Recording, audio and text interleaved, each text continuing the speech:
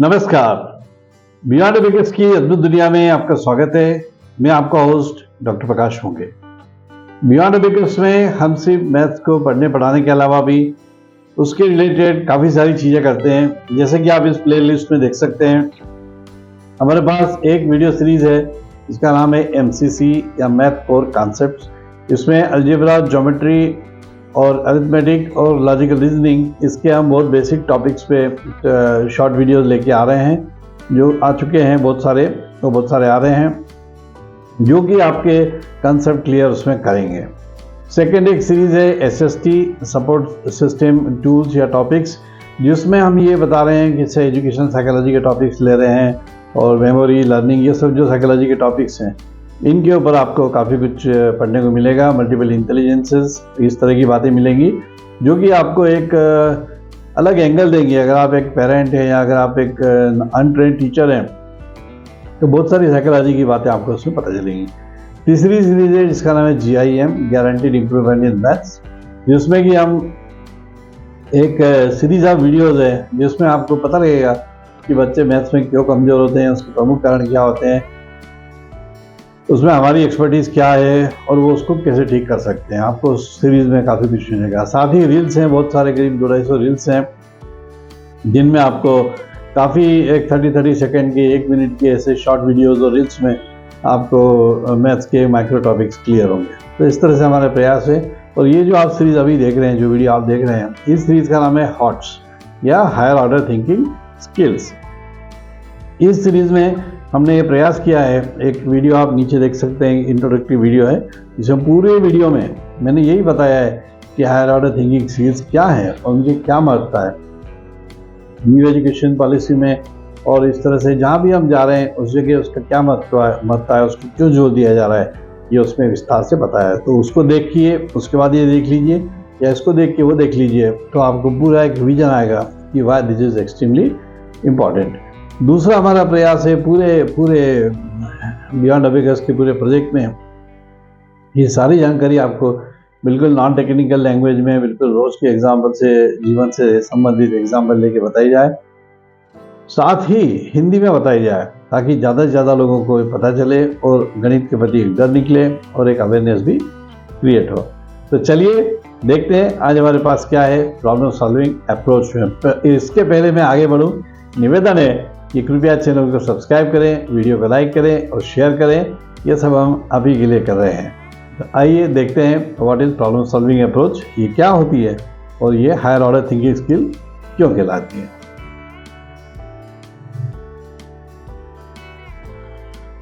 आगे जाने के पहले मैं इससे रिलेटेड एक बहुत अच्छी बात कहना चाहूँगा, एक कोटेशन टाइप देना चाहूँगा कि हम भारतीय जो होते हैं, हम भारतीय अपनी प्रॉब्लम डिस्कस करने में बहुत एक्सपर्ट होते हैं। मतलब आपको पूछो, हर कोई प्रॉब्लम में दिखेगा या हर कोई, उससे ज़्यादा परेशान कोई नहीं, इस टाइप के आपको लोग बहुत सारे मिल जाएंगे, जिनको ये लगेगा कि उनसे बड़ा दुखी इस दुनिया में कोई नहीं है। तो ये प्रॉब्लम डिफिनेशन है, मतलब हम प्रॉब्लम को डिस्क्राइब करने में बहुत एक्सपर्ट हैं, हम बहुत एक्सपर्ट हैं। मतलब आप 50 साल पुरानी भी बात निकाल लोगे, कोई ऐतिहासिक इशू निकाल लोगे, धार्मिक इशू निकाल लोगे, आप कोई भी इशू निकाल लीजिए, हम प्रॉब्लम को डिस्क्राइब करने में बहुत अच्छे हैं एज ए सोसाइटी।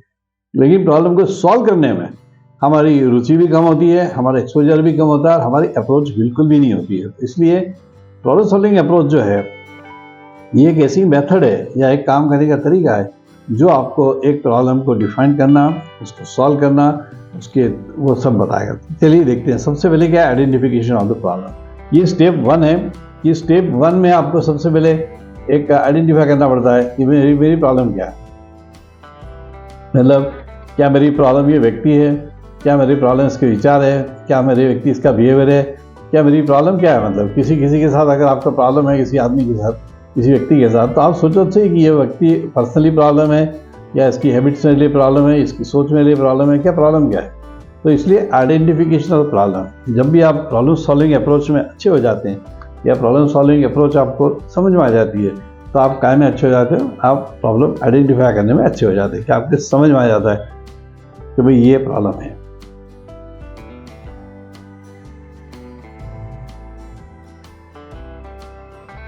उसी के साथ एनालिटिकल थिंक, ये सब डायमेंशन है। एक्चुअली सोशल साइंस में क्या होता है कि सब चीज़ें ऊपर नीचे होती हैं, कोई भी चीज़ नंबर 1 और नंबर 2 नहीं कह सकते आप, वो सब चीज़ें उनको सीरियल नंबर तो देना पड़ता है, बाकी सबका अपना महत्व है। और there is lot of interface, मतलब there is lot of commonality, मतलब जैसे इसमें होता है फिजिकल साइंस में होता है, जैसे मैं आपको ड्राइंग करके दिखाता हूँ। जैसे फिजिकल साइंस में होता है कि ये मान लो आपका बिजली का बोर्ड है, एक स्विच ये है, एक स्विच ये है, एक स्विच ये है, एक स्विच ये है, ये आपकी वो है 3-वे पिन है, ठीक है। तो आप इसको करोगे तो आपको होता है पंखा चलेगा, इसको करोगे तो ट्यूबलाइट चलेगी, इसको करोगे तो कुछ और चलेगा, एक खाली सॉकेट है, और इसको करोगे तो ये चलेगा। ये 4 है। अब आप किसी भी मूड में कितनी भी स्पीड से, कितनी भी जोर से, कितनी भी धीरे, कितना भी हंस के स्माइल करके, कितना भी गुस्सा होके, भले आप संसी फेंक के मारोगे, डस्टर फेंक के मारोगे, लेकिन पंखे पे मारोगे तो पंखा ही चालू होगा। ये फिजिकल साइंस की खासियत है कि you can define the cause effect relationship, causal relation कहते हैं उसको, कॉजल रिलेशनशिप आप स्टैब्लिश कर सकते हो। फिजिकली अगर आपने ऐसे एक जग ले लिया और एक और जग ले लिया तो एक और एक 2 होंगे, ये दुनिया के सिद्धांत है, पूरे टेबल्स इस पे बने, पूरी दुनिया का गणित इस पे बना हुआ है। लेकिन फिजिकली सोशल साइंस में ऐसा नहीं होता। सोशल साइंस में अगर आपने एक बहुत अच्छा लीडर ले लिया तो 10 जीरो को भी 10 करोड़ के ऊपर पहुंचा देगा। अगर आपने एक गलत आदमी ले लिया तो वो आपके उसके आसपास 1 लाख कितने भी लोग खड़े कर लो, वो लास्ट में खड़ा रहेगा। तो ये होता है सोशल साइंस में, एक और एक मिलके 2 भी होते हैं, एक और मिलके 11 भी होते हैं, एक और एक मिलके माइनस भी होते हैं अगर निगेटिव व्यक्ति। तो therefore it's very difficult to say ये चीज़ पहले आएगी, ये चीज़ बाद में आएगी, लेकिन सबका इम्पैक्ट एक दूसरे पर होता है। जैसे एनालिटिकल थिंकिंग, ये एनालिटिकल थिंकिंग का मतलब क्या होता है कि आपको एक सीधी जिसको कहते हैं कि चीज़ों में फ़र्क करते आना चाहिए आपको, कि चलो ये प्रॉब्लम की स्टार्ट है, ये प्रॉब्लम की एंड है, ये प्रॉब्लम का मिडिल पार्ट है, ये थोड़ा वेट कर सकता है, ये इसका अर्जेंसी है। This is all analytical thinking, कि आपको उसकी प्रॉब्लम की एनालिसिस करते आना चाहिए, उसकी स्टेजेस समझ में आनी चाहिए, ये इशू क्या है। क्रिएटिविटी ये अत्यधिक आवश्यक है, क्योंकि जब तक आप एक प्रॉब्लम जो है मान लीजिए हमको इस प्रॉब्लम को सॉल्व करना है, फिलहाल मैं इसको क्लीन कर देता हूँ बोर्ड को, या मान लीजिए हमको ये कुछ मैटर को सॉल्व करना है, तो इसके जब तक आप अलग अलग एंगल से, जैसे कोई भी प्रॉब्लम है, मान लो जैसे आधार कार्ड आपको बनाना है, तो आधार कार्ड जब आप बनाने जा रहे हो तो आप उसके सामाजिक पहलू देखोगे। सबसे बात, जब आधार कार्ड सोचा होगा, सबसे पहले आधार कार्ड बनाने की सोचोगी तो कुछ भी नहीं क्लियर था कि भाई कितना बड़ा होगा, कितना छोटा होगा, इसके डिजिट कहाँ से आएंगे। अब आप सोचो पूरे इंडिया को आप डिफाइन कर देते हो, पूरे इंडिया के हर छोटे बड़े बूढ़े बच्चे, पैदा हुए बच्चे से लेके सबके आप आधार कार्ड बना देते हो, 2 साल से सबके बनते हैं। तो कितना बड़ा नंबर चाहिए आपको, 150 करोड़ लोग हैं। लेकिन उस समय सोचा होगा इसका सोशल एंगल कैसा होगा, मतलब कि वो बनाना भी ईजी होना चाहिए। अपने सोसाइटी में सब तरह के लोग रहते हैं, पर्दा करते हैं, कुछ लोग कैसे रहते हैं, कुछ लोग कैसे रहते हैं, कुछ लोग नहीं कैमरा फेस करना चाहते हैं, लेकिन आपको फिर उसका महत्व समझाते आना चाहिए। तो ऐसा कुल मिला के creativity allows you and helps you to think from different angles. तो जब तक आप एक समस्या को डिफरेंट एंगल से देखना नहीं सोचोगे कि भाई ये चलो ये मुझे सुविधा तो पड़ रहा है लेकिन क्या लीगली करेक्ट है, ये मुझे इजी मनी तो मिल रहा है लेकिन क्या है क्राइम है, चलो मैं उससे फोर्स से ये काम तो करा लूँगा लेकिन क्या ये अच्छी बात है, क्या एथिकल बात है कि वो एक अच्छा व्यक्ति मेरे को मिला है, मेरी बात सुनता है, तो मैं पूरा निचोड़ डालूँ उसको। तो ये प्रॉब्लम तो सॉल्व हो गई, लेकिन इज इट एथिकल? तो ऐसे आपको प्रॉब्लम सॉल्विंग अप्रोच जो एक्चुअल होती है साइंटिफिकली जब आप काम करते हो, तो आप ऐसे क्रिएटिविटी आप में होनी चाहिए ताकि आप उसको अलग अलग एंगल से अलग अलग उसकी सोच कर सको कि भाई फाइनेंशियली भी वायबल होना चाहिए। आपने सब कुछ किया, वो प्रोजेक्ट इतना महंगा हो गया, क्या करें उसको? तो therefore creativity helps you to understand the utility, I mean the different aspects related to the project. अभी होगा कैसे? Collaboration is definitely a very very fundamental thing. Problem solving जब भी होगी तो आप अकेले तो कर नहीं लोगे, तो आपको अलग अलग तरह के एक्सपर्ट लगेंगे, अलग अलग टीम मेंबर्स लगेंगे, तो that is called collaboration, that you need to collaborate. फिर डिसीजन मेकिंग स्किल, ऐसा है कि प्रॉब्लम सॉल्विंग जब भी आप करोगे तो हमारी प्रॉब्लम क्या है कि हमको ये प्रॉब्लम सॉल्व करना है, हमको ये प्रॉब्लम सॉल्व करना है, लेकिन there is something called time bound. Time bound भी तो है ना, ऐसा थोड़ी कि हम होंगे कामयाब एक दिन, ठीक है हो जाएंगे कभी तो भी, ऐसा नहीं है ना। आपके पास बजट होता है, आपके पास एलोकेशन बजट होता है, उसकी डेडलाइंस होती है, सब कुछ होता है। तो आपकी डिसीजन मेकिंग होनी चाहिए कि भाई कौन सी चीज़ फास्ट करनी है, कितनी फास्ट करनी है, किसको रीअलोकेट करना है, किसको उठा के इधर का बजट उधर करना है, उस चीज़ को प्रायोरिटी देना है, कौन से एक्सपर्ट को बुलाना है, ये सब डिसीजन मेकिंग तो आपकी होनी चाहिए ना। And it should be pretty quick, ये आपको एक डेडलाइन के अंदर काम करना है। तो ये बहुत फंडामेंटल बात हो जाती है जब हम प्रॉब्लम सॉल्विंग अप्रोच की बात करते हैं। डेटा गैदरिंग, अब आप डिसीजन लोगे, डेटा ड्रिवन डिसीजन होता है आजकल सब कुछ, तो आपको डेटा कलेक्शन मालूम होना चाहिए, डेटा के सोर्सेज मालूम होना चाहिए, फिर उसकी रिलायबिलिटी वैलिडिटी मालूम होना चाहिए। ये सब बहुत इंपॉर्टेंट एस्पेक्ट हो जाते हैं जो दिखते छोटे छोटे हैं लेकिन they are quite time consuming and you require to really work on that.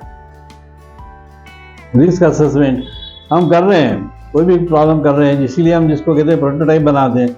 Way prototype आपको जो भी बड़ा प्रोजेक्ट करना है, आपने उसका एक छोटा सैंपल बना के देख लिया, छोटा प्रोटोटाइप करके देख लिया, तो आपको समझ में आ गया कि नहीं ये तो गड़बड़ हो रही है, कलर पसंद नहीं आ रहा है लोगों को, या हम जिनके लिए कर रहे हैं they are too young for it और they are too old for it.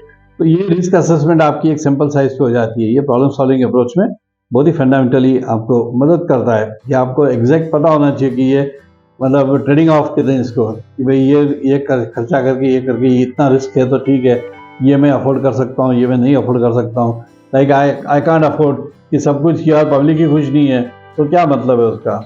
ये सब रिस्क असेसमेंट के अंतर्गत आता है। इम्प्लीमेंटेशन प्लानिंग, आपने जमाने भर की क्रिएटिविटी कर ली, जमाने भर की प्रॉब्लम डिफाइन कर ली, जमाने भर के कोलैबोरेशन कर लिए, सब कुछ कर लिया, रिस्क असेस कर ली, लेकिन आपके पास यही नहीं है कि ये इम्प्लीमेंट कैसे होगा, तो कैसे होगा। तो इसलिए इम्प्लीमेंटेशन प्लानिंग भी उसका ही पार्ट है, प्रॉब्लम सॉल्विंग का ही पार्ट है। और जब इम्प्लीमेंट कर लोगे तो कंटिन्यूस इवेल्युएशन, CCE क्या है आपका, कंटिन्यूस क्यूमुलेटिव इवेल्युएशन, जो आपका CCE जो एजुकेशन पॉलिसी में है वो क्या है, कंटिन्यूस क्यूमुलेटिव इवेल्युएशन। क्योंकि आपको कंटिन्यूसली इवेल्युएट करना है, ऐसा नहीं जैसे अभी तक होता था कि 3 साल में 3 घंटे में एक बार जज कर लो तो पास की फेल कर दो, ऐसा नहीं है ना। भाई उस दिन बच्चा बीमार हो सकता है वो आते आते रोड पे उसने कोई बहुत भयंकर एक्सीडेंट देख लिया, उसके घर में कोई डेथ हो गई हो, कोई माँ बाप का सेपरेशन हो गया हो, कुछ भी हो सकता है। So you never know, you can't assess somebody's year from 3 years। इसीलिए CCE का मेथड लगी है कि आपको कॉम्प्रिहेंसिव कंटिन्यूस कॉम्प्रिहेंसिव क्यूमुलेटिव जो भी आप कह सके उस तरह का इवेल्युएशन करना है कि इसको सारे डायमेंशंस पे करना है। तो ये कंटिन्यूस इवेल्युएशन, इसी तरह से आप ये जो इम्प्लीमेंटेशन प्लानिंग है, जितना भी आप कुछ आप कर रहे हो, इसका इवेल्युएशन करना है कि हमने कितना टाइम सोचा था, कितना टाइम लग रहा है, कितना पैसा सोचा था, कितना पैसा लग रहा है, कितना हमने सोचा था पॉपुलर होगा, कितना इफेक्ट लग रहा है। इस तरह से on all dimensions we have to assess. So we saw the problem solving approach is one of the very fundamental higher order thinking skills जो कि हमें एक लेवल से ऊपर उठाती है और जो कि हमको एक वैज्ञानिक तरीके से सोचने को मदद करती है। तो कमेंट लिख के बताइए कि आपने अपने जीवन में कब प्रॉब्लम सॉल्विंग अप्रोच की है, स्टेजेस यूज़ की या भले किसी भी ऑर्डर में की हो, और छोटी की हो ज़्यादा की हो, लेकिन आप जरूर बताइए, हमें आपके कमेंट का इंतजार रहता है। और साथ ही गारंटीड इम्प्रूवमेंट इन मैथ्स जो हमारी सर्विसेज हैं उसको भी आप अवेल कीजिए, और बहुत जल्दी हम बहुत सारे प्रीमियम कोर्सेस और प्रोडक्ट सर्विसेज लेके आएंगे, तो उनका भी आप वेट कीजिए। चलिए मिलते हैं अगले वीडियो में, तब तक के लिए नमस्कार।